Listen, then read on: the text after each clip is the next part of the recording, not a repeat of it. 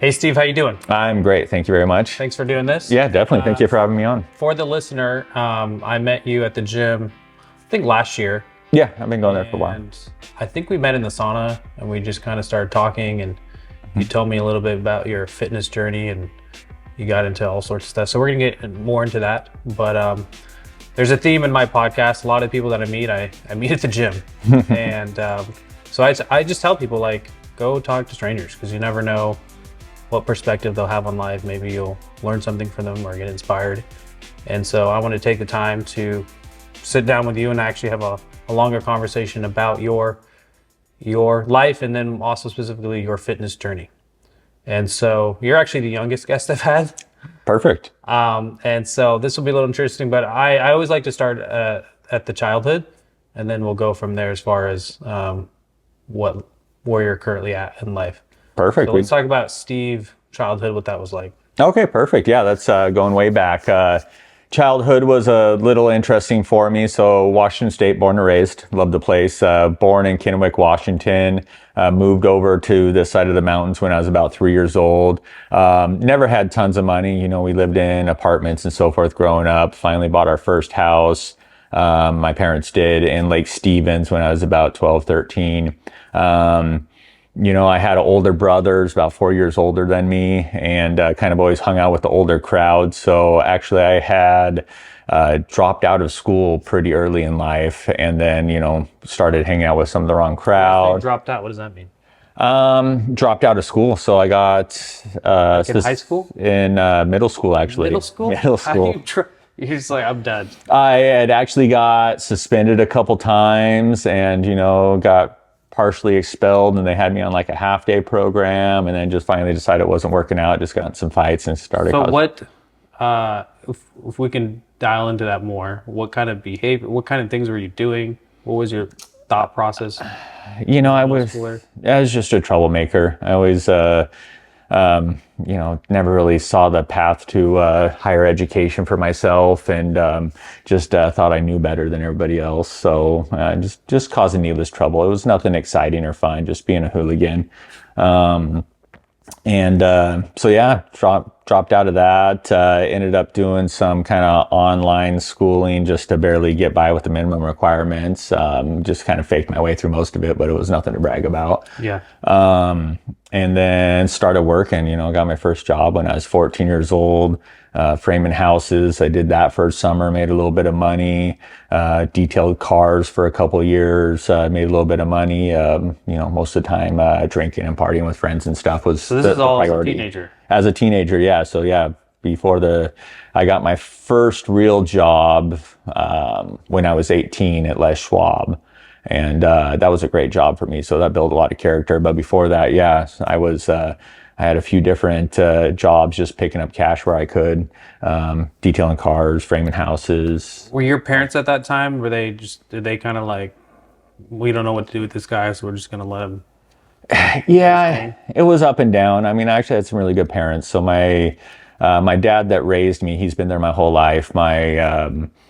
My father, he walked out when I was like 3 months old or something like that. He was never even really in the picture. So, my dad, I've known my whole life. He was always a hard worker, very supportive and everything. He was a really good guy. My mom was always supportive, but my parents, you know, they just didn't really know what to do with me. So they, just kind of let me do my own thing. I mean, I got the minimum requirements, is always out hanging out with my friends and just doing kind of whatever I wanted to for the most part.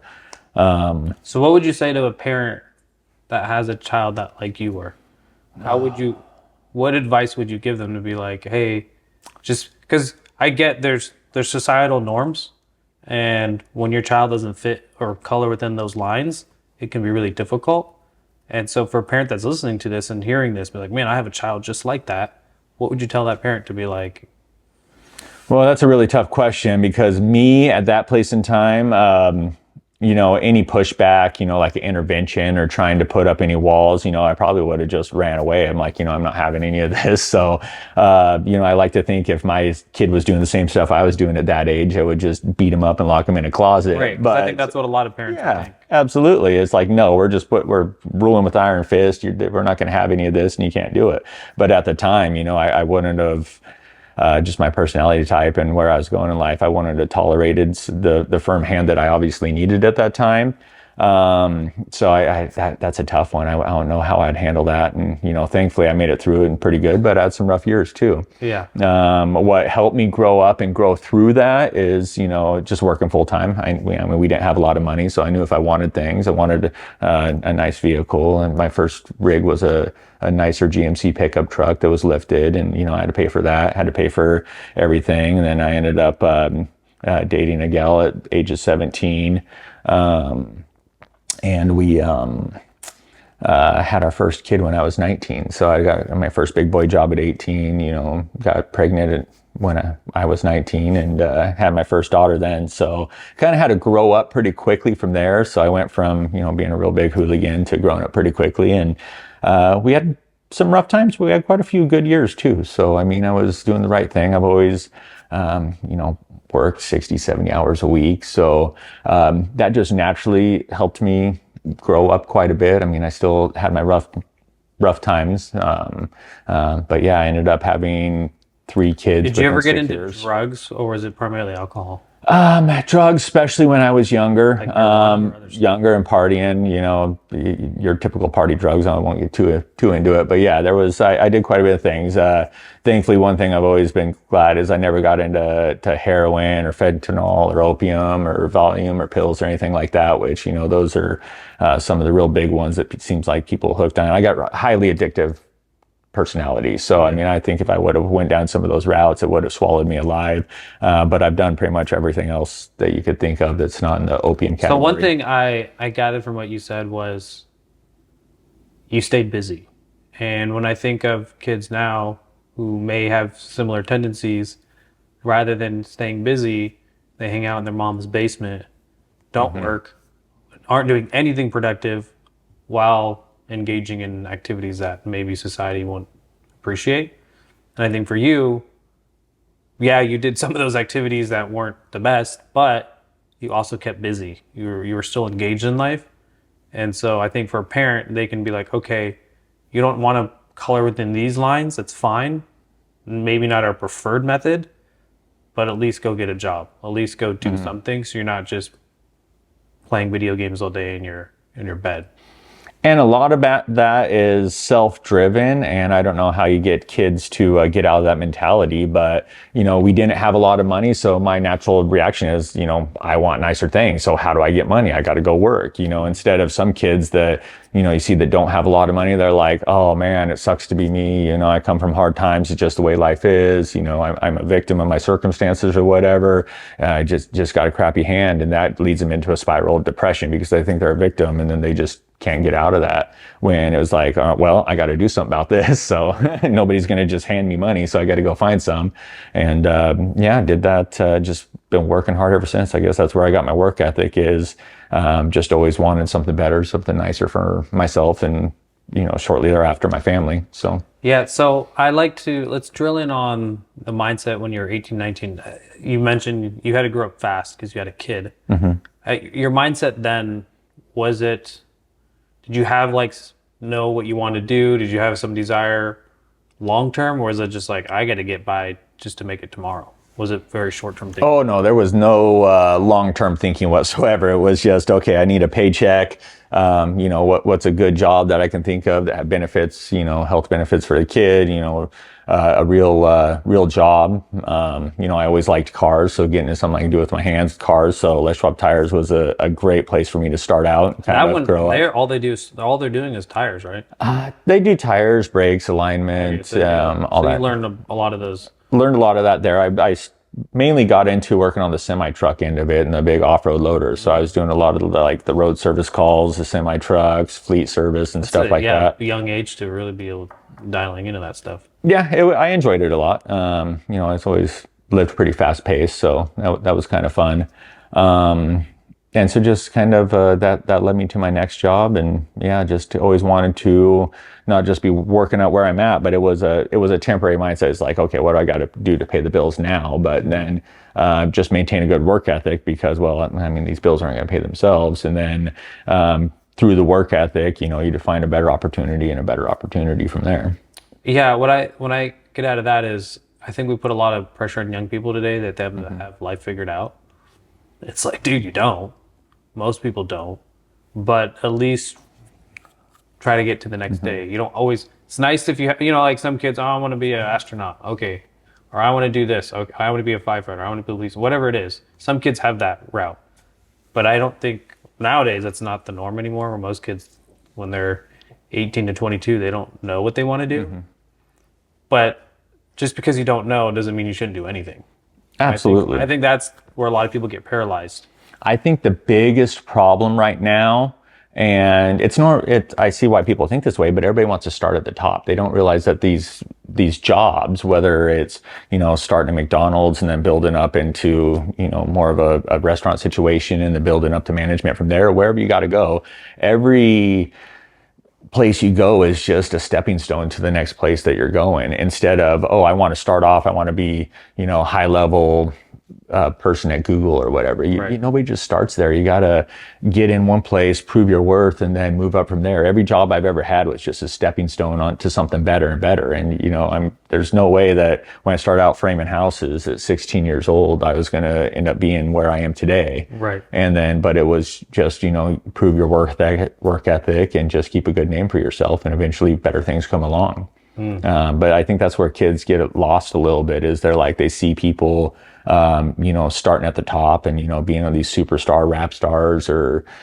TikTok influencers. There's like, oh, I don't want to have to work through it. I just want to go straight to the top. And even those TikTok influencers, they don't see the hours and all the time they put into it behind the scenes. They just think they just woke up one day and ended up there. So I think that's what's lost a lot with kids these days, is they just need to find something, whatever it is, and start doing it. And if you don't like it, that's motivation to do something better. So, I mean, if this job isn't working out, it's like, okay, well, let's find something that's better. Let's find something that pays more money. Let's find something I enjoy doing. Yeah, I like that. So let's get to not quite mid-20s, but 22, 24. Where were you in life at that point? About that time. No college. Never had college. So by the time I got to that age, You had a couple kids at that point? I was into 3 kids. So I had 3 kids within 6 years, exactly 2 years apart.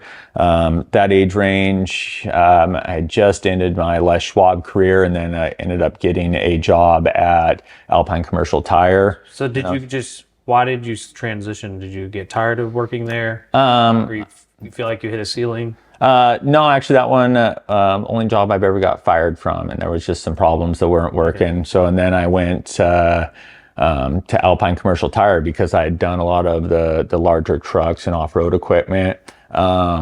And so it was just a small, local owner operated deal out of Woodinville, that, handled a lot of stuff, in Western Washington. Probably one of the best jobs I've ever had. It sounds like a silly deal, but it was a great opportunity. I had my own work truck, took home every day. I would just kind of allowed to go out and do my own thing and, maintain all these large fleets, do all these emergency roadside service calls. What were you doing? Mainly like large fleet service, trucks of, 20, 30, 40, 50 trucks, going maintaining them. And then I was one of their primary. Would you have to replace a tire? Yeah, I mean, you look, they got lots of tires, you got 10 tires on the truck, 8 on the trailer. Yeah. So, look at them, see if there's any flats wearing out, replace all of them. And then you would. How long would it take you to change a tire?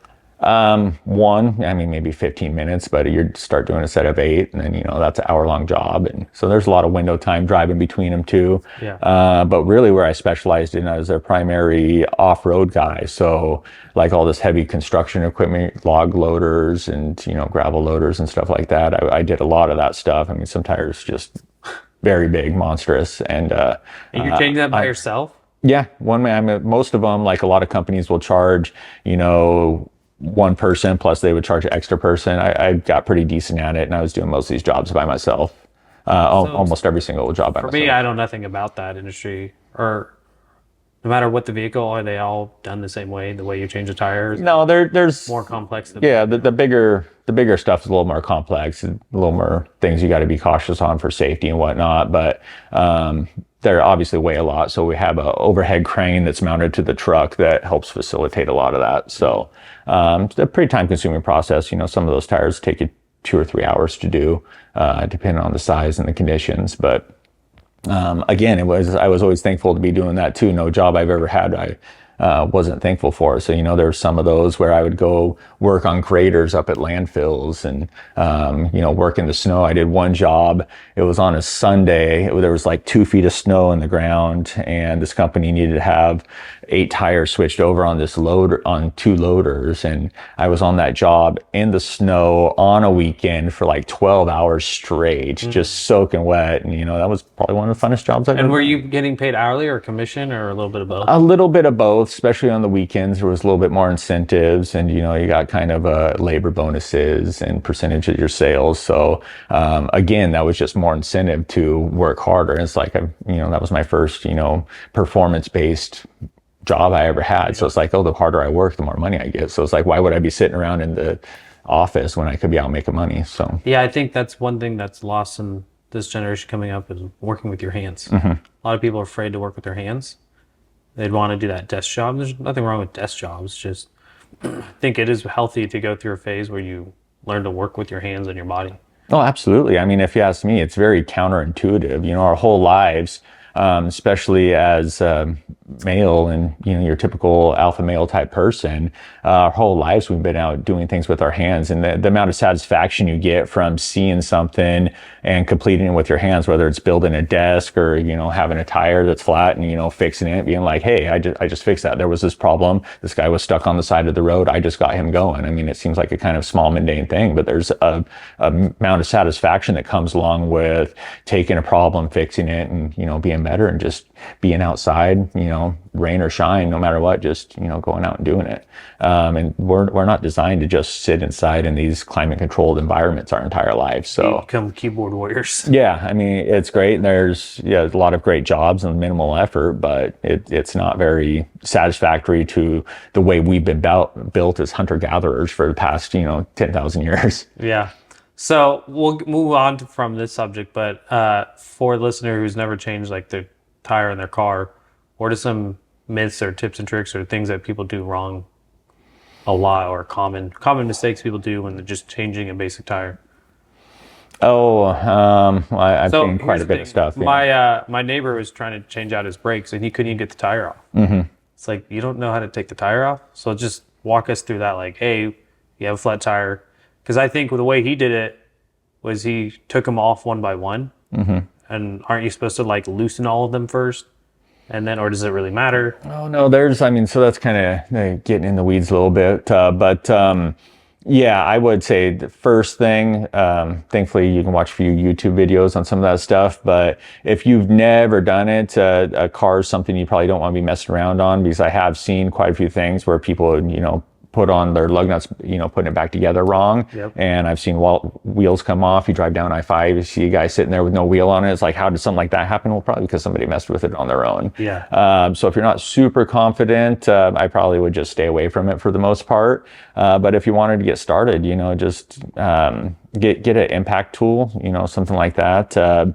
If you are stuck on the side of the road and you had to do it, you want to leave a little pressure on it, loosen each one first, and then when you go to put it back on, When you say pressure, meaning off the lug nut. So, loosen up all the lug nuts, get them finger tight, and then pull them off. yeah, because I don't think he did that, and I think can't they sometimes melt on if you've consistently been doing yourself and not putting it? Because that's what happened. He literally couldn't get it to budge.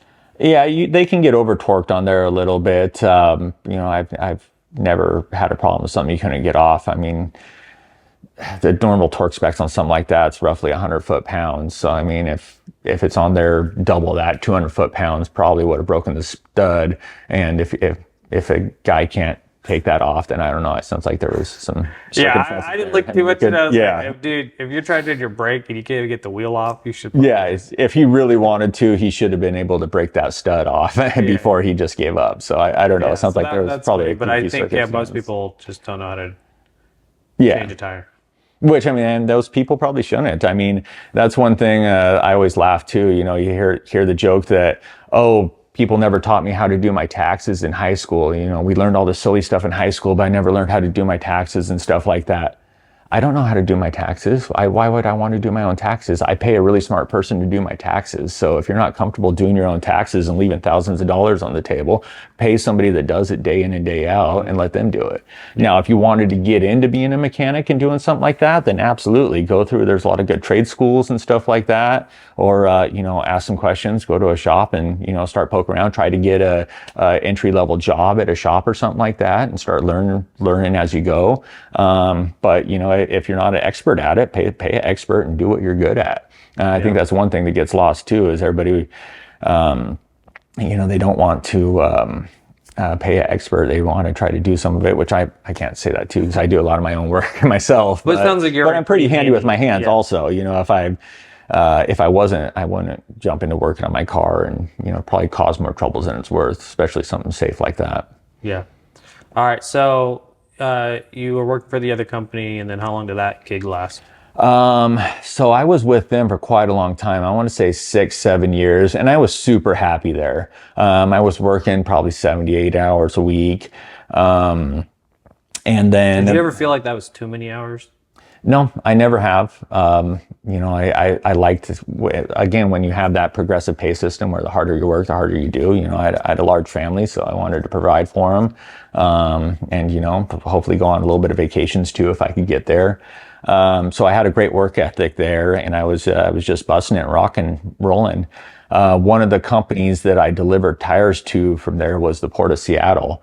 So I delivered a lot of their larger off-road tires. And the salesman for them said, "Hey, there's an opening down at the Port of Seattle. One of their guys got injured and they need a guy in there. Would you be interested?" And I said, no.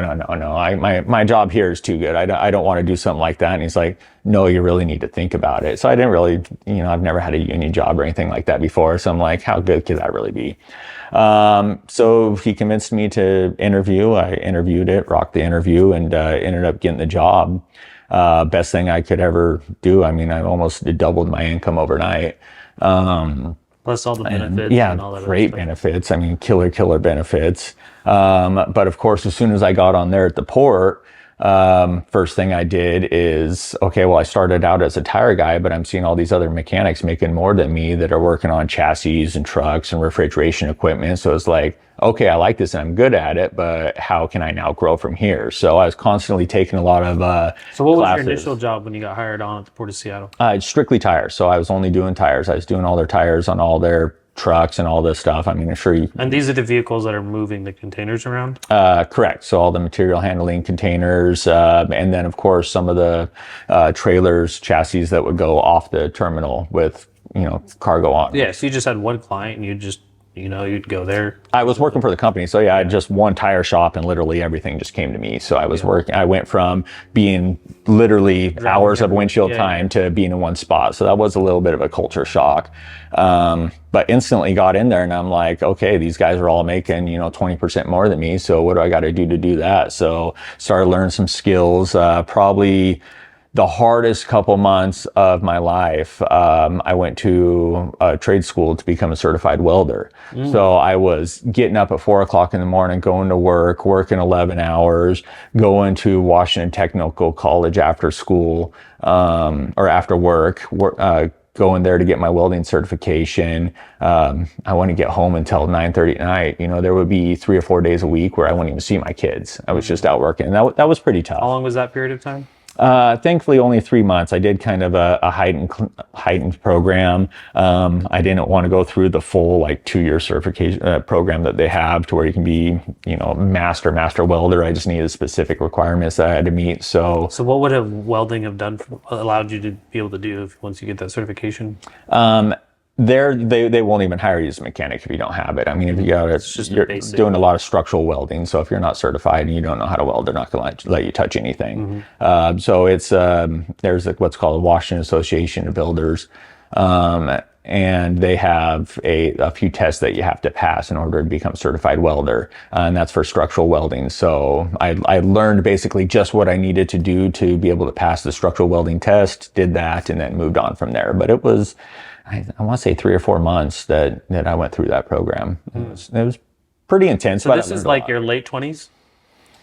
Oh, let's see. That was about 2012. So yeah, that would have been late 20s, early 30s. And then I took another class, which is refrigerated containers.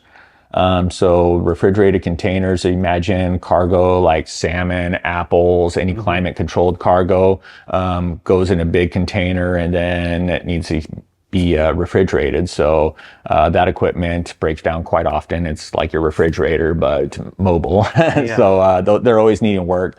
So Are those, just out of curiosity, what powers those? Is it gas? it's mostly electricity and so Like when they're on the ship, what's powering it? the ship's power. So the ship's So it electricity. has its own hookup. Yeah, it's all 460 volt electricity. So the ships have it when it's on the shore, it's there. But like when it's in transit from truck, they have a diesel generator that mounts on it. And so when I was a tire guy there at the port, and because I was a tire guy, not a journeyman mechanic, they wouldn't pay me to go through this class that was coming to town. So I took a week's vacation, went into this class. It was a week-long carrier class that I went through, passed the class, got a certification, you need a universal refrigeration card, so it's an EPA requirements, passed that, got that. Right about that same time, this is where things kind of got a little tricky in my life. I went through 2014, pretty interesting year for me. I was actually going through a pretty rough divorce at that point in time. And then they announced that they're closing that terminal down. So real rough. So your personal life and your work life is going through a divorce. Just got 60 days notice that I'm losing the best job I've ever had in my life. So I'm like, oh crap, what am I going to do? We don't have to get too much into it, but I'm curious what your mental state was, because other people that go through hard times, I'm curious what their mental state is, and then what did they do to try to? Did you face it head on, or are you just like, I'm depressed, I don't have the tools to do anything about it? Actually, I know it sounds kind of weird, but right about almost the same time I got the information, I saw a buddy of mine from childhood was announcing that he was looking to train new real estate agents for his brokerage. So I'm like, screw this. I'm not going to see this as a bad deal. I'm going to see it as a new opportunity. I've always wanted to try real estate. So I'm like, screw it. Let's see this. And I'm going to make even more money next year than I did this year. So and I even told a couple of guys that port that, I'm like, well, this is going to be better. I'm going to do even better next year. And they're like, oh, you're crazy. This is, there was a lot of doom and gloom there. A lot of the dudes are about to get. Yeah. I mean, they laid off, they went from 60 something guys down to like 20. So there was a lot of doom and gloom. And of course, it was the best job a lot of people have ever had. They've been there 20 years, didn't know any different. So I said, no, I'm going to make this. You work for the Port of Seattle. Are you a city employee? No, so I actually worked for an independent company, one of the shipping carriers. Really? So you're working for a private company that is contracted by the port? Yeah, so all the terminals in Seattle are subleased. So the port owns the property, and then another company leases it from the port, and so they're it's not the terminal part of like operators. the longshoreman game. That's a totally different game. Longshoreman, that's a completely different game. I won't even get too in the weeds in that, but they're, at least in Seattle, different regions do it differently, but in Seattle, they handle the moving of equipment. So any of the cargo coming or going, the cranes, that's completely separate. So the mechanics are completely separate than the longshoremen. Now, in some places, the longshoremen do both work, but here it's two completely separate deals. So the longshoremen, are those city employees, or that? No, they work just for the Longshore Union, and they're sub-hired out every day to do a job. So It's weird. Who is the Port of Seattle? Who runs the Port of Seattle? They have a few of their own mechanics, but it's basically like a board. The port itself, is that city run?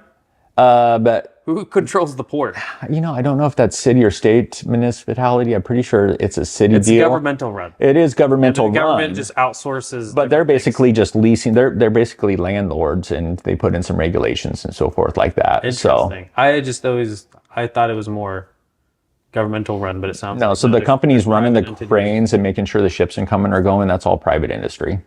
Interesting. Mm-hmm. Yeah, I talked to another guy. We won't get into this podcast, but he worked his title was maritime consultant, which is very vague. So I was like, well, what is that? Sounds like a made up job. And so he's like, no, we ran a firm where cities would hire us. So like his first job was city of San Francisco, and they hired him to say, can we make this an actual port? And they went and did a study, and they're like, no. And they're like, okay, I'm glad we spent that money to realize this can't be a port. So he traveled around the country, the world, helping ports design how to be a port, looking at transportation, looking at what they needed. So it's very interesting once he actually got into it as far as like the logistics of what it requires to be a port. And there's a lot of big money in the maritime industry. If you can find your niche and get in there, it's a great avenue to go. And especially like young kids, we talked about kids, what would you do? And parents, how would you structure your kids? Anything in the waterfront industry is really good income, really good high paying jobs, most of them good unions. So there's a lot of money to be made there if you want to transition something like that. Yeah, interesting. So from what you're saying, getting back to your story, it sounds like you were faced with the difficulty. A lot of people would wallow in their difficulty. Oh, poor me, I'm sad, I'm losing my job. But you took that and you found another opportunity and you used that as motivation to get into real estate, it sounds like. Yeah, definitely. And don't get me wrong, going through a divorce, I definitely had my fair share of days of depression. I definitely had some down days. Did you ever go to therapy at that time? Did you? No, that wasn't really for me. But we can kind of, I'll lead in the depression a little bit, but transitioning from there to real estate was one of the best things I've ever done. It was a lot of fun. So I had a really good coach, the friend that I talked about, he had a brokerage, and he had more of like a coaching mentality through it all. So I was basically just doing listings. The first year I did 45 transactions, my first full year. Leads? They're paying online sources, thousands of dollars a month for all these leads. That's the hardest thing. Any agent is getting leads. Yeah, and it was that was the split was terrible, but the structure was there. So we had inside sales agents, there was online marketing. I was having an appointment set for me. So most of the time I was just like, go to this appointment, secure the listing, get it done, and then I wasn't even taking care of the listing at that point. We had listing coordinators and transaction coordinators doing a lot of that stuff. You're doing the thing, so it's just like, a lot of the times the best way to learn is on the job training. Yeah. You'll take a pay cut so you can go do the thing. And that's exactly what it was. It was a great opportunity. And I really like the guy that we worked for at the brokerage. So I hate that it was more of just a training ground that I ended up doing and leaving and going on my own because it was a phenomenal opportunity. But yeah, it was a lot of really aggressive. You do 45 transactions your first year, you learn a lot really fast. And I did. I provided a good service, but I wasn't doing the hands-on. I hated building these relationships with people and then handing it off to somebody else. I'm like, no, this is my friend. They have questions. They want to know me. So that lasted, I don't know, about 18 months or so. And then I went to John L. Scott Real Estate and went out on my own. Let's pause there. What caused you to switch? What was that decision process that you had? Realistically, the splits. That was my big reason. If we could have worked out something different, unfortunately, I probably would have stayed there for a lot longer. I'm a very loyal person. I've been in that position, but I think a lot of people are in that position too, where someone takes a risk on you, trains you into something that you didn't know. So sometimes they feel like I need to stay with this guy because he took a risk. But then also at the same time, it's like, no, I did my part. It wasn't like I did nothing. Like, yeah, he took the risk. I also showed up and did the work, but then you evolve. Yeah. And so that's where I like to drill into that, because it's like some people would stay because they think they need to, or it's like, no, it's not a bad thing that you leave. You're not being disloyal to them. You've evolved, and that company that you're with can no longer provide the service or the financial outcome that you're looking for. Yeah, and that was it was a really tough one for me because I did have that loyalty to him, and if we could have worked something out, I probably would still be there today. It was hard, but I evolved past it. I just didn't see he was trying to build different commission structures that would work out to where you're a team leader, and then any buyer brokers under you get a percentage of that, and you build a big team. I didn't see the avenue for the big paydays that I wanted, $300,000-$400,000 a year, like some of these big agents are making. I just didn't see an avenue to that, especially without killing me. I mean, I did those. I don't want to get too much into the financial, but I sold 45 houses in a year, and the income wasn't there. Yeah, I was still struggling pretty well. So I'm like, this isn't going to work for me. I mean, what's the deal? If I want to make $200,000 a year, I got to sell 80 houses next year. I was like, this isn't going to work for me. So I killed myself selling the 45. I'm not going to sell 80 next year. Yeah. There's the balance of quality and quantity. Exactly. And then, the stress that comes with any of the transactions and, trying to go on that many appointments. I just didn't see an avenue for it working. And I wanted to go out on my own and see if I could do it. So that was a conversation. We left on really great terms. When I left, I still had a couple leads from that company that I kind of cultivated, and we did a split on some of those. And it was a really good guy that I worked for. So I have no regrets. I don't think either of us do. Yeah, I mean, I was in a similar situation as that on the property management side, where the firm that initially took me on, right? I knew nothing about property management, and that summer, you're thrown into the fire and sink or swim, right? And a lot of guys don't make it that first 6 months. Yeah, absolutely. Probably like we're in real estate, property management is different, and it's like it can be very stressful.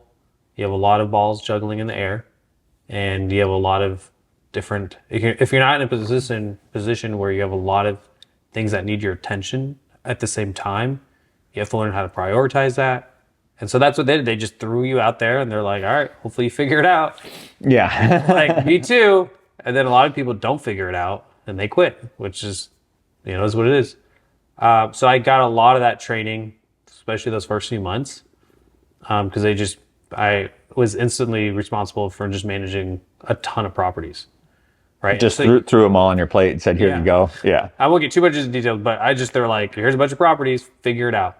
And it's like, now I'm trying to have conversations with the owners. I don't even know what I'm doing. Right? Just because you have your license doesn't mean, just like a property man, like I technically have my real estate license, but having a real estate license, they teach you very little about property management. So you're going to make some mistakes. You're going to say, like, I remember one of my first conversations with an owner was like, I didn't know, like, tenants lie. I thought everyone was what? Right? Yeah. And so I told the owner, hey, the tenant verbally said this. And I go back to the owner, and the owner's like, okay, cool. But I didn't know, you should get it in writing. Mm-hmm. So the tenant told me something on the phone. I believed him. And then the last minute, he's like, just kidding, I'm not going to stay, I'm moving out. Well, the owner already assumed that the guy was going to stay. So just, you learn those little things. And, but yeah, I was with that company for 3 years, but then I was faced with the decision, there's a ceiling here. Mm-hmm. And I can either learn to be content with that ceiling, or is there somewhere else I can go where there's a higher ceiling? Mm-hmm. And so that was a tough decision to make. And I made the decision to switch, not because I didn't like the old company. We're still friends. I still talk to them. Mm-hmm. But it just came down to, I could have stayed in that relationship. We could have gotten resentful. Could have gotten bitter. But it was just like, it was awkward leaving. But ultimately, it did the same thing as you. It was like, all right, I'm going to go somewhere else to see if the ceiling's a little higher. Well, I think that's a common problem, whether you're in any type of career or job, is you have comfort with the ceiling or the unknown out there with no ceiling. So it's, I think a lot of people will stay with that comfort with the ceiling and just be happy with where they're at. Some people just want a little bit more. And how much do they pay you enough to give up on your dreams? And sometimes some companies find that line where it's just enough, like, okay, we have a couple people leaving, but not most of them. So yeah, I mean, it happens in the tech world a lot, where they get their golden handcuffs, right? Mm-hmm. They're making $250 to $350 a year. But they're not exactly that happy, right? Yeah. But they're like, where else am I going to go where I'm going to make this kind of money? I mean, I talk to tech workers all the time, and most of them agree they're overpaid. Yeah. It's like, for what we do, we're overpaid. Yeah, but they also see other people out there making a couple $1 million a year doing roughly the same stuff they're doing. So it's like, do you risk it? Yeah. So you did, when it went out on your own in real estate, how was that? That was phenomenal. I had a blast. I it was a different experience for me because for one, I worked mostly with listings and then I went to buyers. Where'd you get those leads? A lot of it was open houses. I was hitting open houses. I paid for a little bit of marketing on my own online because I already knew how to work some of the cold calls and doing stuff like that, some of the online leads. So a few different places like that. I got really good at working with leads. So just got a few of those. I think my first year on my own, I don't remember, I think I did 21 transactions on my own and I made double what I did at the other place. Right. So, it was... You went from quantity to quality. Yeah, sell half as much and make twice as much. So, and I had a blast doing it because I was with that lead or that client through every process, through the lead generation, to meeting them, to going through the transaction, negotiating the inspections, the closing, everything, escrow.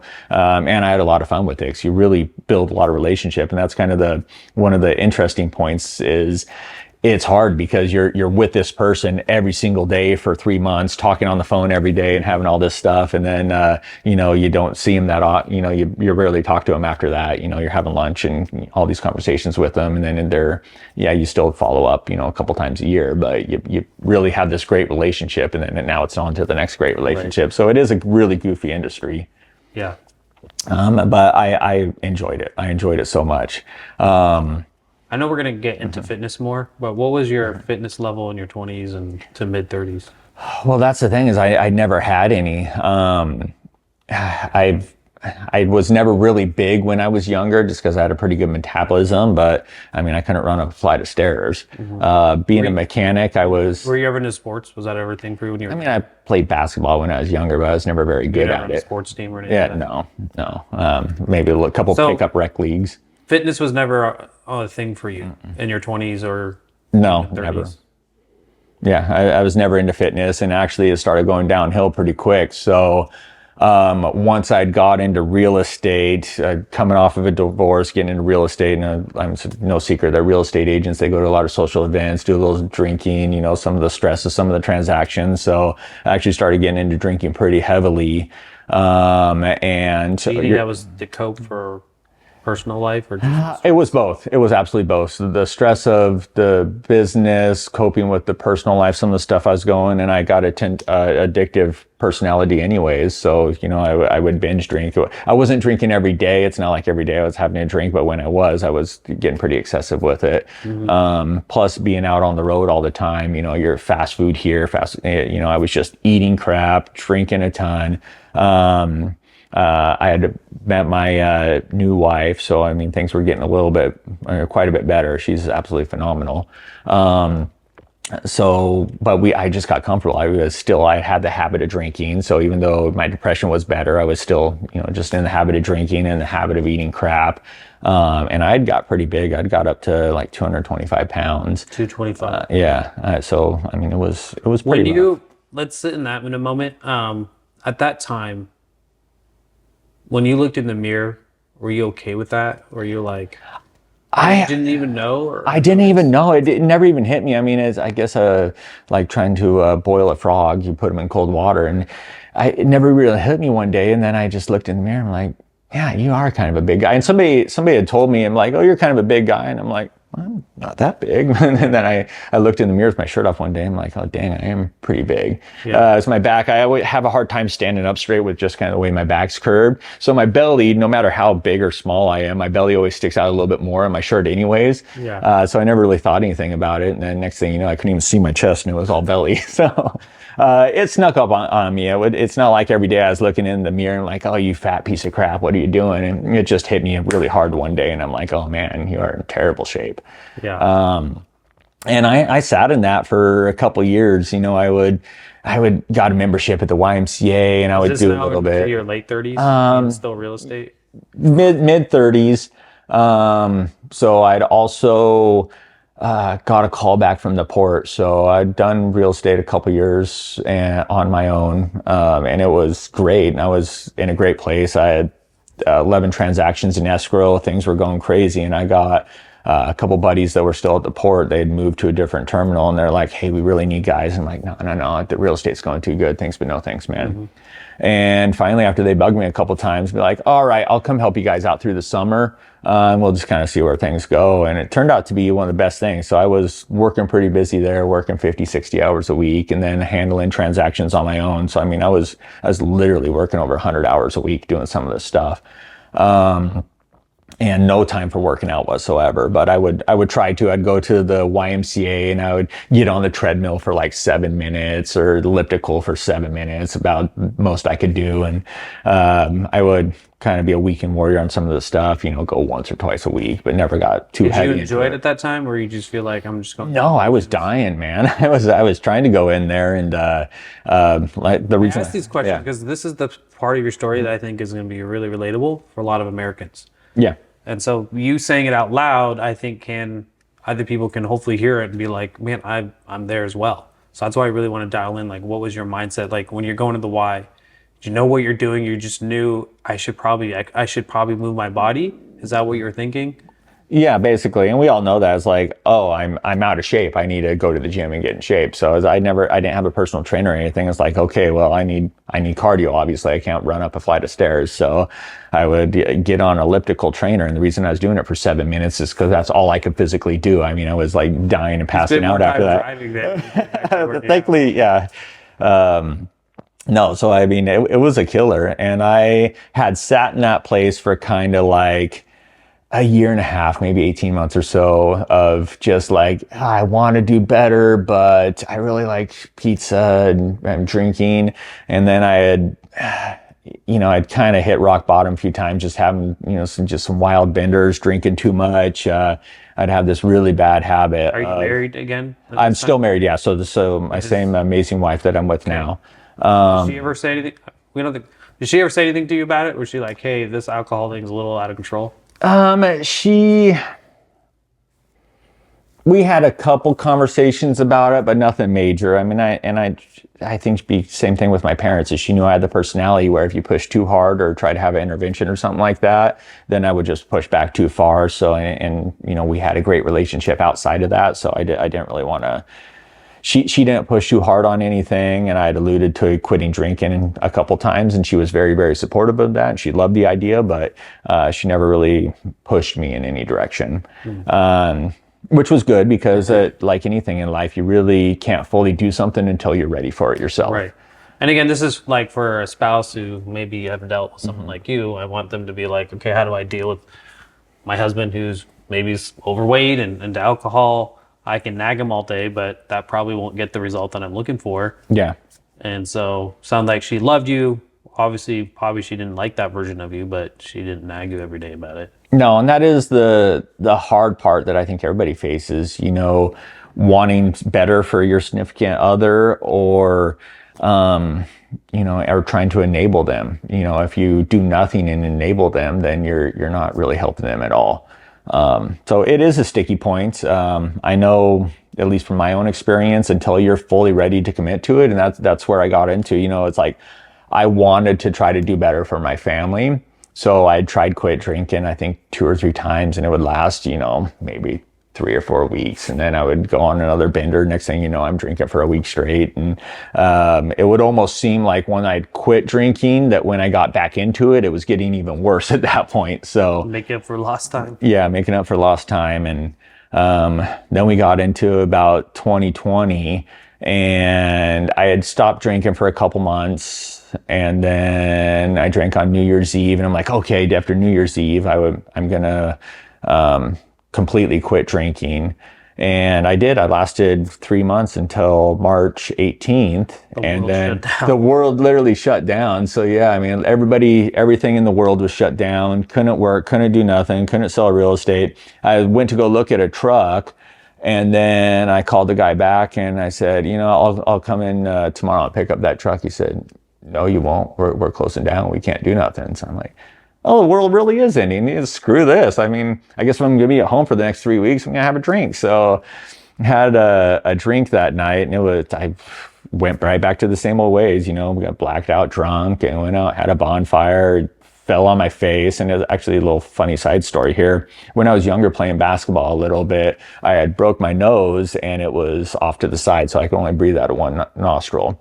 So my last night drinking, March 18th, 2020, I got so blacked out drunk, I fell on my face and broke my nose again.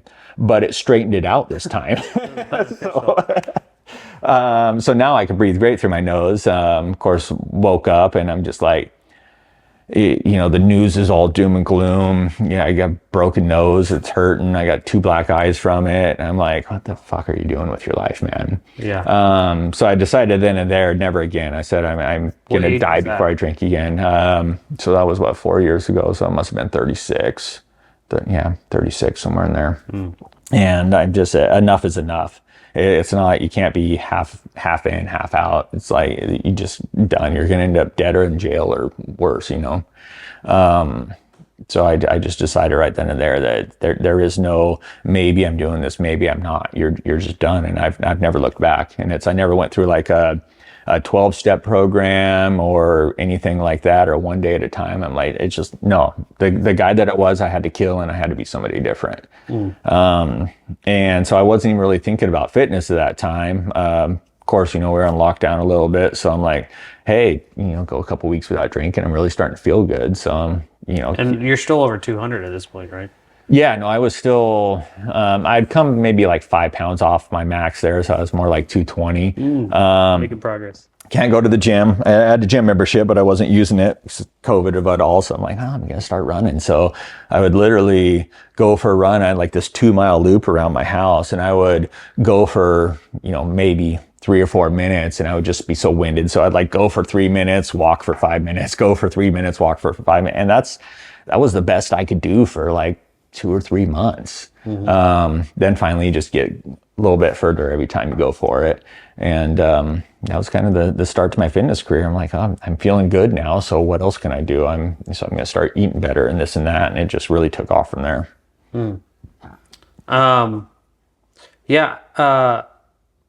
Some people need therapy.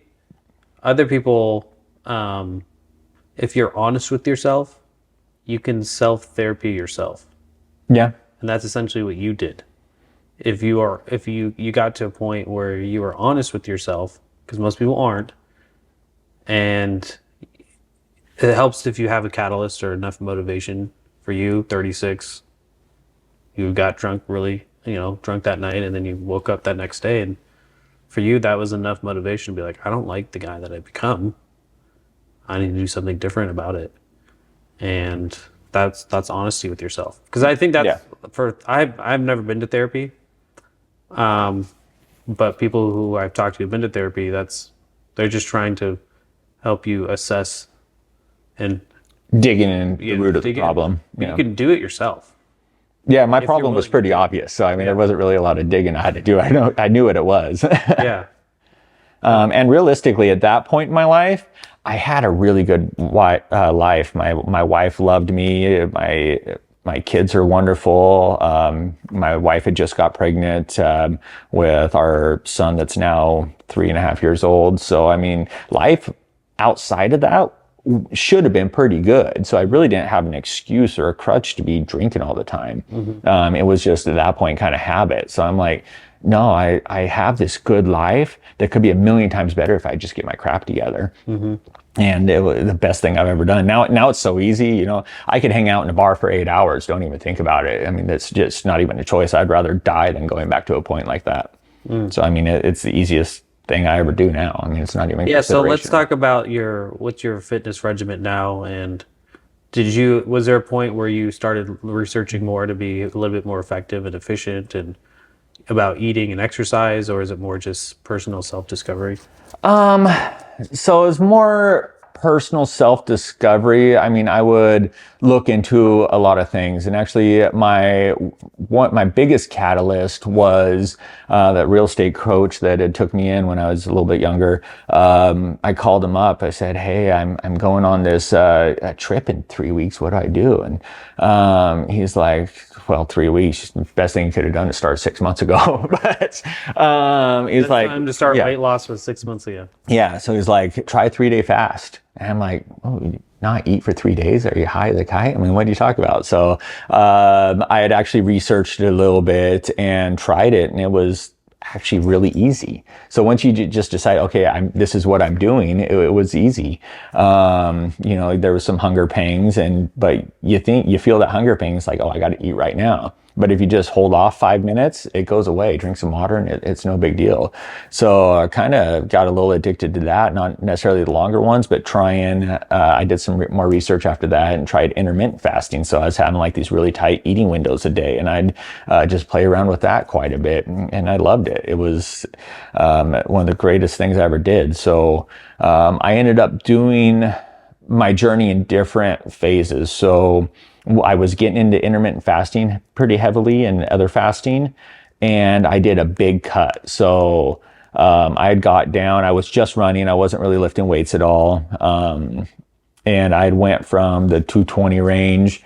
I had got down to about 158 was my lowest, and I looked like crap. And you get all the naysayers. It's like, oh man, what are you doing? People were calling my wife. It's like, hey, is Steve okay? What's going on with him? Is he on drugs? And my mother-in-law being like, oh, you should really eat something. And I even have somebody else saying like, oh man, your arms are tiny. You look terrible. I mean, what are you doing to yourself? I'm like, well, they don't see your why. And it's like, well, I'm not a fat, lazy piece of crap for one. And me, I'm at a cut right now. Later I could build up. And because a lot of that negativity, I'd actually stopped too soon. I still think I could have went a little bit further, do a full cut, go kind of maybe full Matthew McConaughey and go like, I could have went another 10 pounds. The rate I was going, I got to a point where I was losing like half a pound a day. And that was through a lot of restrictive eating? Restrictive eating, yeah. I mean, with exercise or with cardio? Cardio, mostly cardio. I mean, I was doing a few sit-ups and stuff like that just to maintain a little bit of muscle mass, but no heavy lifting or nothing like that. It was just cardio and restrictive eating. And I enjoyed it. My body responded very well to it. I was cutting. I felt great. I was sleeping great. My cognitive ability was through the roof. But then all the naysayers like, oh yeah, man, you got to eat something. You got to do this. And I'm like, got to. So that's 60 pounds from 220 to 160. Yeah, I think my max was like 63 pounds is where I ended up, totally losing. So, and then at that point I'm like, okay, I've cut enough. I'm going to start building up. So I started, using a lot of creatine for my muscles and stuff, and then going to the gym and building. And it didn't take me, I think, more than 2 weeks to gain 10 pounds. So once I started eating like tons and tons of protein, and then lifting weights a little bit. So I got up to 165 basically overnight. And then I hovered there for a long time. I was still at a little bit of fat to cut back. And I loved 165. I was there for a long time. That was kind of my fighting weight. I would that's when I started racing a lot. I did my first half marathon, did a marathon, and then let's talk about that experience. For a guy that was never into running, never into fitness, because I think a lot of people can relate. Did you enjoy it? Well, what motivated you? Because I was in a conversation on Tuesday with someone, and the question I've been asking so many people is, how do you get someone to do something they don't like or want to do?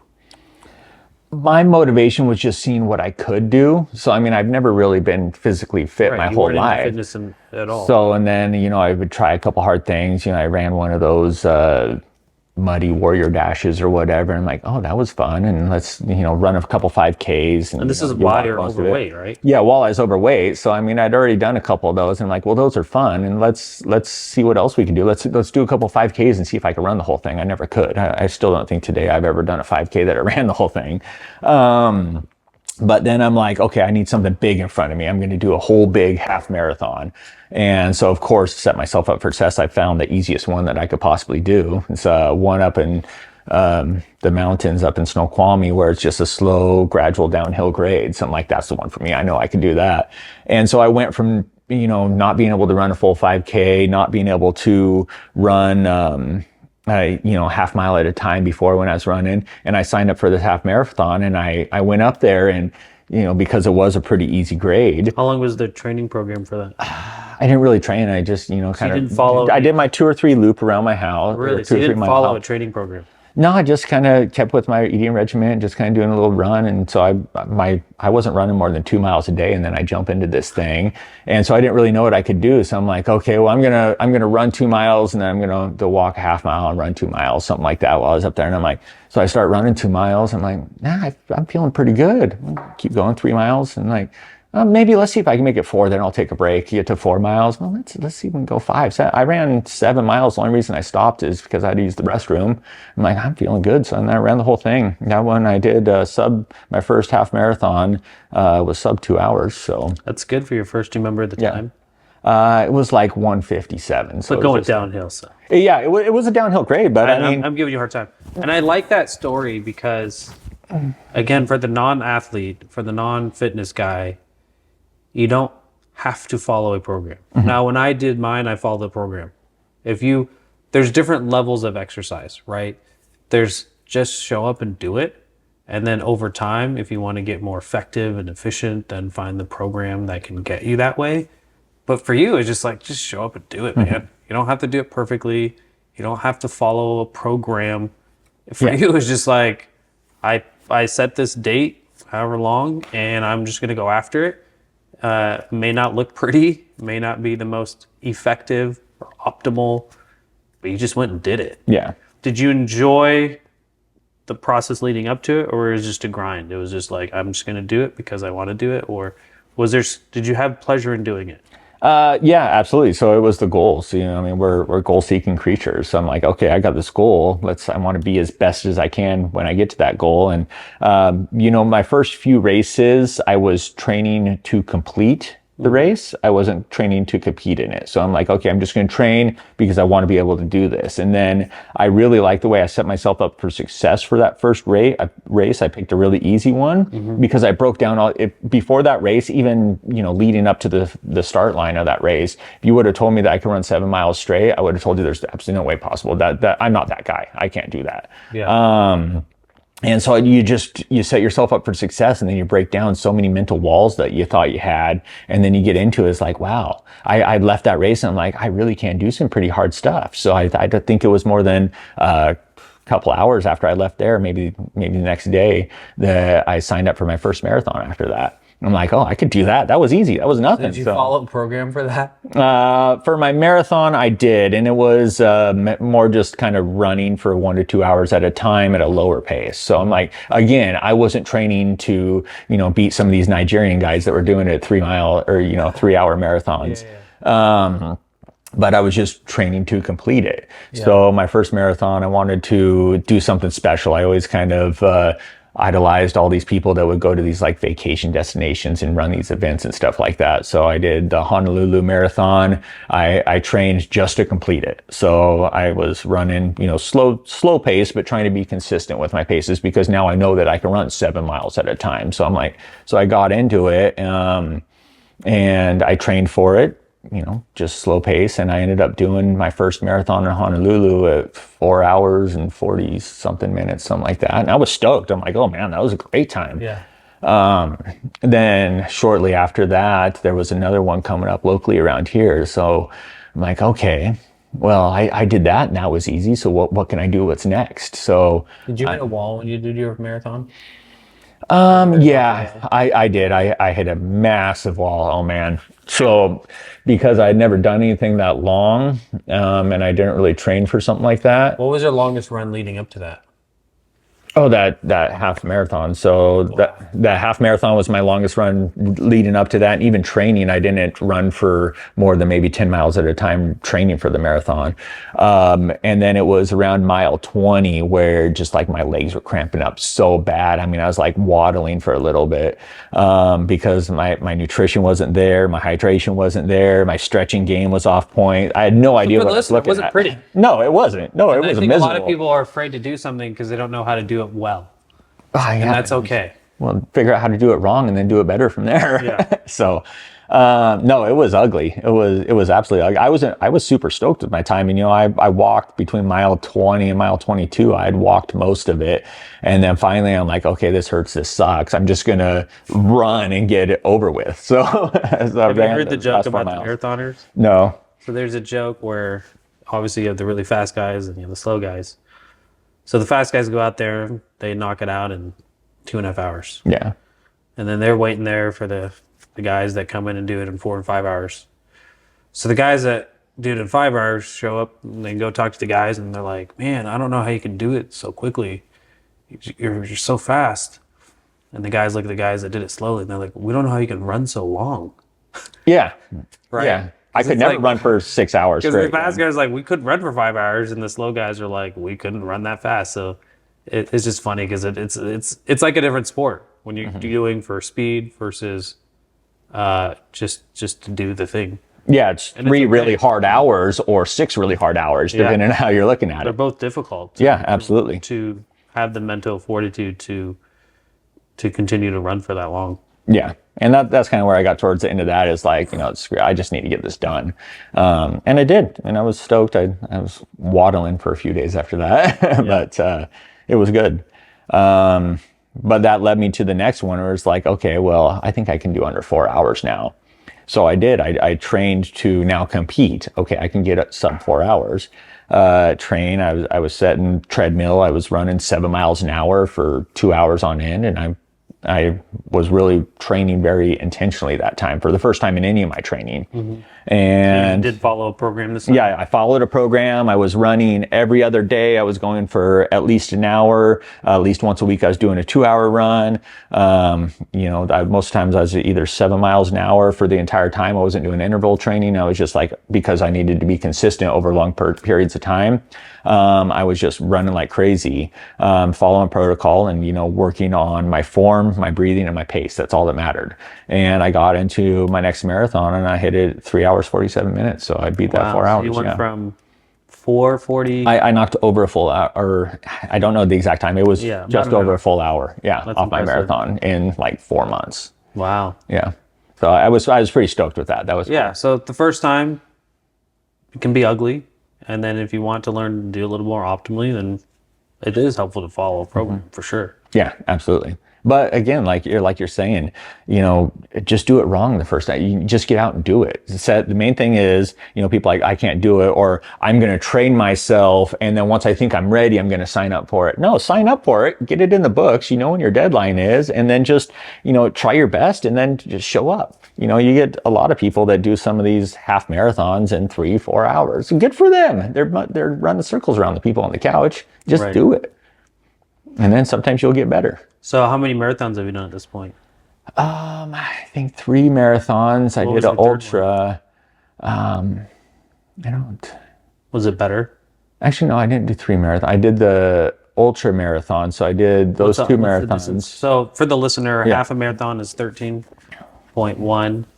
A marathon is 26.2. Yes. And then what's the distance of an ultra? So those range drastically.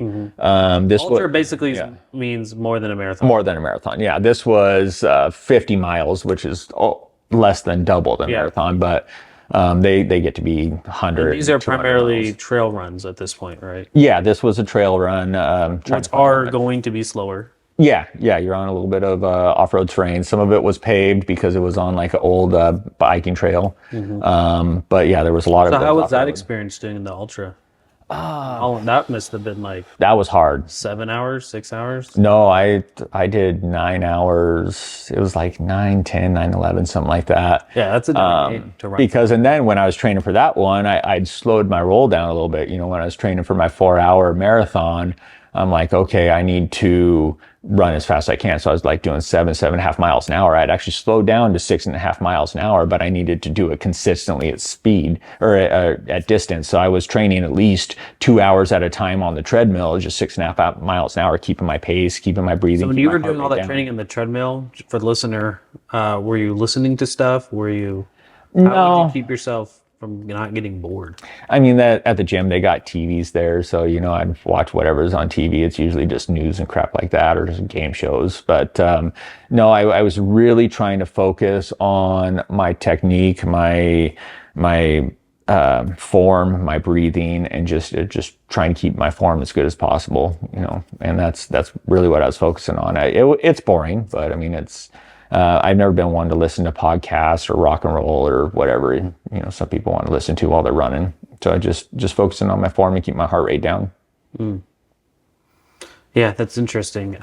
It's boring. I mean, you got to be okay being alone in your own thoughts and being in the mind. I did a lot of thinking. Sometimes you think about your relationships or work or whatever. Yeah. And so have you done any other halves since that first one? No, and actually it's goofy the mentality you get. So I had actually had another half marathon in the books, and something just minute came up, and it's like, you know what, I can cancel that one. It's just a little half marathon. And, my wife tried to get me to do a couple 5Ks with her, and be like, man, it's not really worth taking a day off of work just to go do a 5K. So I went from not being able to run a 5K, but to where now they're not really worth my time to do. They're expensive. They're costly. Yeah, they're expensive and they're fun. You always get the fun little medals and stuff. And I've done a couple with her, and, we'll push the stroller and be good to get the kids out and doing stuff like that. But for most time, I don't even bother with them. So for your older kids, are they inspired by this? Do they want to get to fitness because they see dad doing it, or are they just like, it's dad's thing? For my older kids, absolutely not. They like that I'm getting healthier and I have more time and we have much better relationship with them. But they, if anything, they get frustrated. It's like, oh, dad's on a diet again. So we know we're not getting any ice cream, or, we can't go out to eat, or we're doing this and that. So they get more frustrated than anything. But I'm not gonna lie, it's really cool. So, my 3.5-year-old, he's literally my clone, and I don't know if I was just too young or too caught up in my career at this point in time with the other kids, but it's weird watching him. So, I mean, every single thing that I do, he does the same thing. If I, swipe something off the counter one way, he'll come by and he'll swipe the counter. If I spit on the ground, he'll run over and spit on the ground. So, I jump on, a Peloton bike and racing, he'll want to be down there working out, or, if you're not looking, he'll be on the bike trying to race too.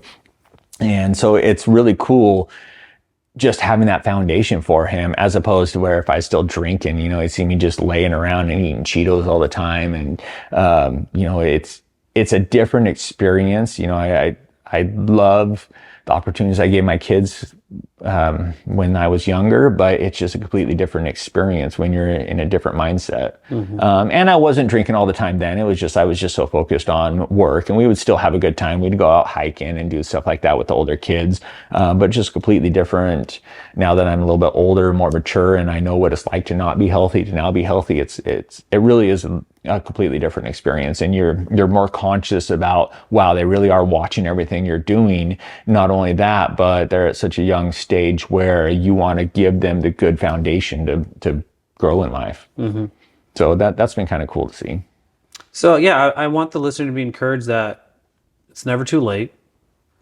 Do you regret any of the time you've put into exercise? Oh, no, never a second. No, Right. Absolutely. And it's my priority. So, I actually just went a year with exercising every single day. So it was from the time I turned 39, I said, okay, I'm going to exercise every single day of my life until I get to 40. I'm trying to set myself up for success for 40. So I set a minimum exercise. I had been 30 minutes a day. So sometimes it would be an hour, sometimes it'd be an hour and a half, but a minimum of 30 minutes a day. Some days, I got a cold here and there between then. So some days it was nothing more than walking around the neighborhood or something like that. But I went out and did something every single day for a year, and it just gets to be routine. It's priority. It's like you want to go to bed without brushing your teeth. So, I mean, I couldn't start my day unless I worked out for the day. It's just what you do. Yeah. So to me, it sounds like you can change, you can rewire yourself. This 30-year-old version of you was not this guy. No, absolutely not. And I think sometimes people think that they can't change, or I can't become that person. And you did become that person where exercise wasn't a thing for you growing up. Now it's part of your lifestyle, and you don't have to be a quote unquote athlete. You didn't have to play sports growing up. It's something that you can embrace, and I would say is worthwhile. It's a worthwhile pursuit. I don't think everyone has to do it at quite the level that you're doing at. You don't have to go run ultra marathons, or even halves. My personal journey, I probably won't run more than 5 to 10 miles anymore. That's my personal journey. But you're at the gym every day. Yeah. So, yeah, I think for people, it's just you got to start somewhere. It doesn't have to be perfect. And then if you want to get better at it, then you find a program and that can teach you to become, more improved into whatever that is. And so, yeah, that's really inspiring because I think about as a nation, we're not getting any skinnier. No, absolutely not. We're getting bigger, we're getting fatter. And that's why I wanted to hear your story, because that's most Americans are in that position that you were in, and then most of them won't do anything about it. Well, and I think what's really encouraging too is even when I was in the gym and, I could only get on the elliptical for 7 minutes at a time or whatever, nobody ever once made fun of me. Nobody's ever saying, oh, look at that guy. I love going to the gym because if you look around, you got people from all walks of life, all different ages, cultures, fitness levels. The main thing is people stepped in that door and they want to do something better for themselves. And nobody's judging anybody there. They're just happy you're there. And that's the good thing. I love seeing all these people, especially the people you see in there every single day. Whether they're 100 pounds overweight, they're still there every day. They want to do something different. Maybe they're not doing it at the level you are, but they're running circles around people on the couch. And it's beautiful. And so if you're not part of this gym, just get a part of it. Go in there every day and learn and do something. Either get a fitness coach like they offer at the gym, or just, learn how to use the equipment. Go walk on a treadmill for a half hour, do something. Just get out and do it. Yeah, that's good, because I think sometimes people feel intimidated. Oh, I know I'm sure they do. Like, oh, I'm overweight, so I don't want to go to the gym because I'm going to be judged there. It's not full of a bunch of sexy people. It's full of people that need to be at the gym. Yeah, usually in life, if someone's further ahead than you on something, they're usually not going to turn back and be like, hey, it's the people behind you that are going to make fun of you for where you're at. You're never going to be judged by somebody doing more than you. Yeah. And I've heard that quote before, and it's so true. I mean, there's a lot of really big dudes at the gym. I've never once had somebody come and be like, oh, your form's crap. What are you doing here? It's like, oh, you're only benching 200 pounds, you weakling, or, it's whatever you're doing. Well, today was fun because, Kevin, the big buff dude. Yeah. The long hair. Oh, the long hair guy. Yeah. The other day I told him he looked like Jesus. Buff Jesus. Pretty ripped Jesus, but yeah. Buff Jesus. And today was fun because I literally went up to him and I was like, all right, I'm doing tries and chest today. Give me 6 different workouts. And he did. And so that's why I encourage people, like, if you don't know what you're doing, find something online. But with him, it was just fun because we have a relationship at the gym, and it's its own community, you know? And so I know lots of people there. I know lots of the older guys. I know lots of guys my age. Yeah, anyone that's bigger than me. There was one guy that won't talk to me, which is fine because he's younger and he's in his zone. In the zone. I asked him to spot me one time, kind of just to see if he would. And he was, oh, I'm too busy. And it's like, I've never had that experience, but yeah. Right, and it's because he's in his 20s, he's in cutting mode. But yeah, any other guy, if I would ask Kevin, if I would ask anyone else, they would for sure spot me. So yeah, I would say 99% of the people at the gym are going to they're in the same journey that you're on, and they're into fitness, and no one's gonna judge you. Yeah, that's actually a really good point that I like. The people at the gym, most people, when they're good at something, they're so happy with it and so proud of it, they want to share. I mean, you're not always going to have somebody just come up to you and to be like, hey, let me help you with that. But if you ask for help, there's these people that, are going to jump up and, bend over backwards to help you. Yeah. They really will. Yes, I say steal from other people's expertise and knowledge. Or Absolutely. Kevin, right? He's put in the work. Absolutely. I'll ask him, I was like, dude, I was into fasting, which I know how that works, but now I'm into cutting, which is different.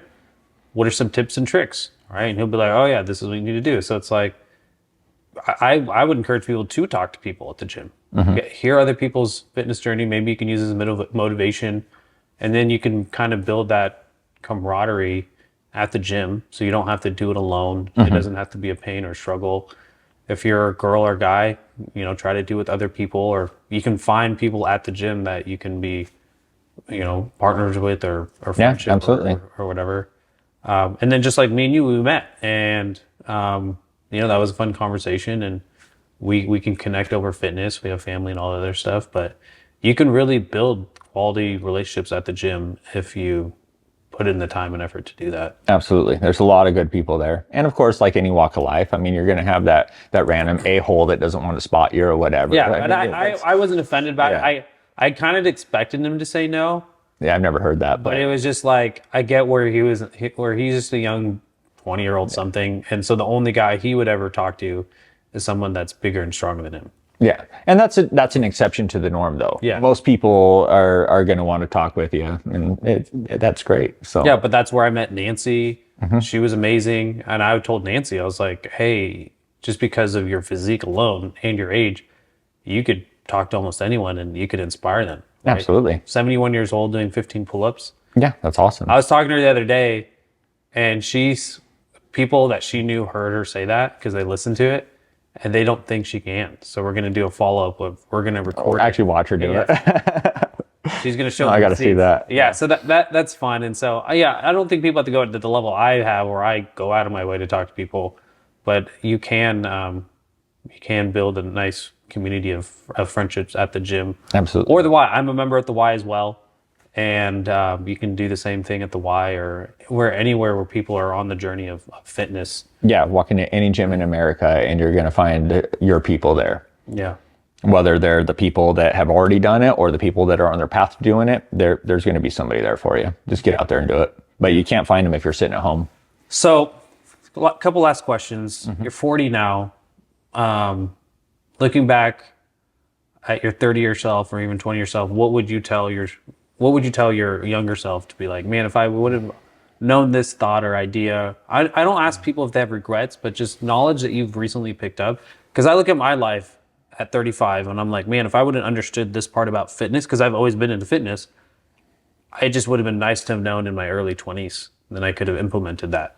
So the question is about, do you have regrets? But what are recent things that you've learned about yourself that would have been nice to have known earlier in life? The only number one thing, and not just in my 30s, just if I could go back to a 12-year-old self and just say, there's nothing about drugs or alcohol that are worth it. I mean, you have a million doors that open up in front of you if you're off of that, and just you're closing so many doors by going down that pathway, and it's the least rewarding possible thing you can do in your life. So, I mean, if I could go back, the only regrets I have in life is not starting this journey sooner, whether it would have been in my early 30s or early 20s or, when I was really younger.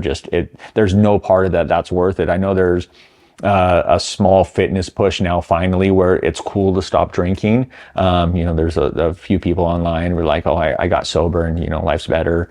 So it's gaining a little bit of popularity, but alcohol is one of the only drugs where you got to explain yourself when you're not doing it. You go to your party, it's like, oh yeah, Steve's not drinking. What's wrong with that guy?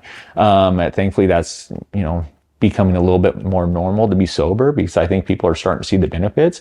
There's literally zero benefit to alcohol and a million things that kind of open up when you get healthy, get your mind right. And it's, if nothing else, it's just basically sugar that you're dumping into your system and you're killing your insulin resistance, killing brain cells. I mean, there used to be studies out that would say that, a glass of wine with dinner is beneficial. And, now it's more looking like that even any of the small benefits, any of the minute benefits of alcohol are way outweighed even a glass of wine a day. It's just there's no part of it that's worth it. So I think there's a lot of people like me out there that were high functioning alcoholics. You could run a successful business, you could be very productive at work and grow in your career but still have some massive alcohol issues.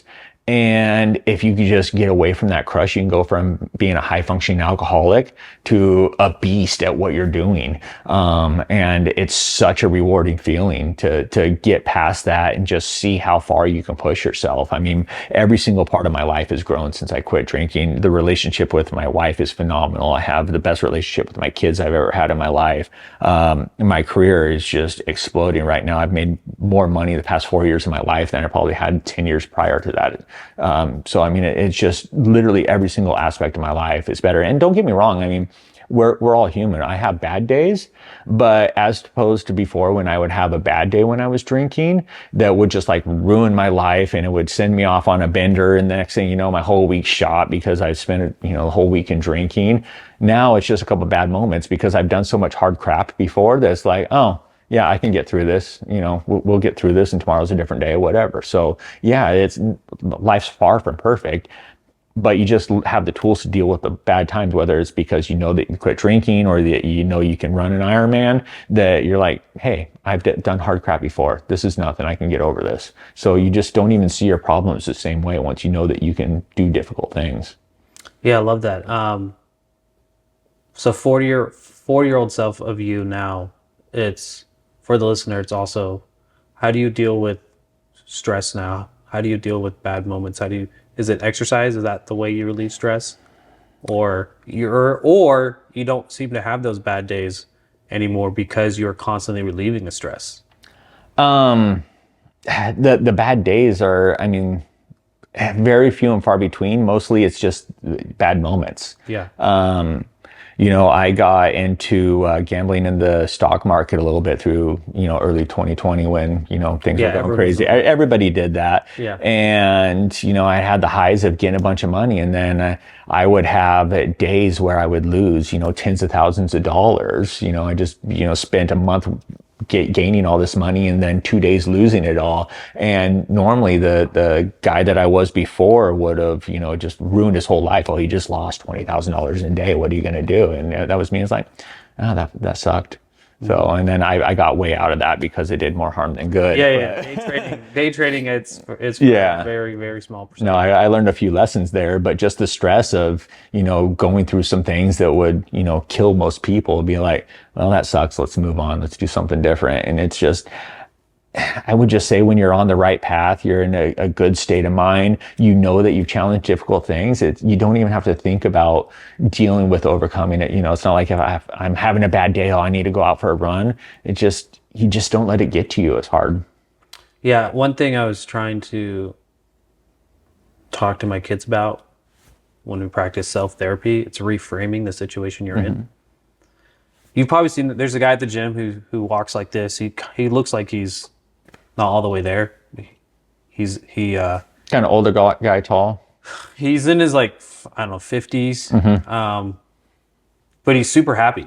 Yeah, I've had some interactions with that guy. He is probably one of the nicest guys you've ever met. Yeah, and so I saw him on Monday, and his face was all beat up, and his hands were all scratched. And I went over and I was like, "Man, what's wrong, man?" And he's like, "Oh man, I fell out getting out of the bus." And I was like, "Man, I'm so sorry." And he's like, "Well, it's just a part of life." Right? Like, that's just a part of life. And it's like, wow, man, this guy, if anyone could be the victim, it could be this guy, right? Absolutely. Has brain damage, is deformed, can't function well, but he's probably one of the happiest guys I know. Absolutely, yeah. He lives up in Marysville. He takes a bus here, which is about an hour and a half. He comes, works out here for an hour and a half, 2 hours. Super happy, super cheerful. And then he takes a bus back. And it's just like, man, so that's what I try to do for myself is how do I reframe the situation I'm in, depending on whatever we can't control. There's a lot of things in life we can't control, right? But what I can control is my response to that, right? Someone cuts me off in traffic, I can't necessarily control that. What I can control is my response to that. So that's what I try to do is now that I interact with so many different people is what can I learn from that guy? How is that guy so happy when he would have every reason to be the biggest victim in the world, right? Can't work, isn't a functioning part of society, but how is he so happy? And so that's what I try to do is reframe whatever situation I'm in.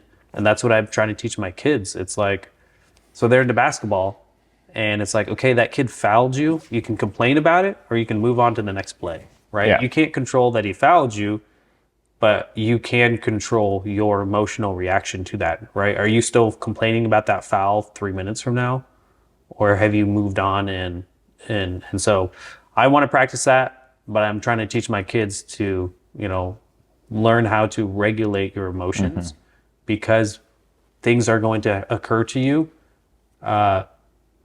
It's how you respond to that is really up to you. Yeah, right? Absolutely. And so you face that in your life, right? You 35, you're like, man, this guy's not the guy I want to be. You took baby steps. Maybe some of those initial steps weren't the most effective, right? But you took those steps, and then over time you evolved and you got better. And now it's crazy to see where you're at now. You've far exceeded anything I've ever done cardio wise. And but that's awesome, because that stories like that, man, that's inspirational. That's something a lot of people can relate to, because they've been in your boat, whether you're 25, 35, 45, 50, 60. It's never too late to make a change in your life or in your fitness journey, because it can make a difference. So I really appreciate that, sharing your story, and I'm sure I'll see you. Yeah, thank you. I really appreciate it. And I guess you talk with anybody that's in my position, and all I can say is the only regret is I didn't start sooner. So get off the couch and get it done, man.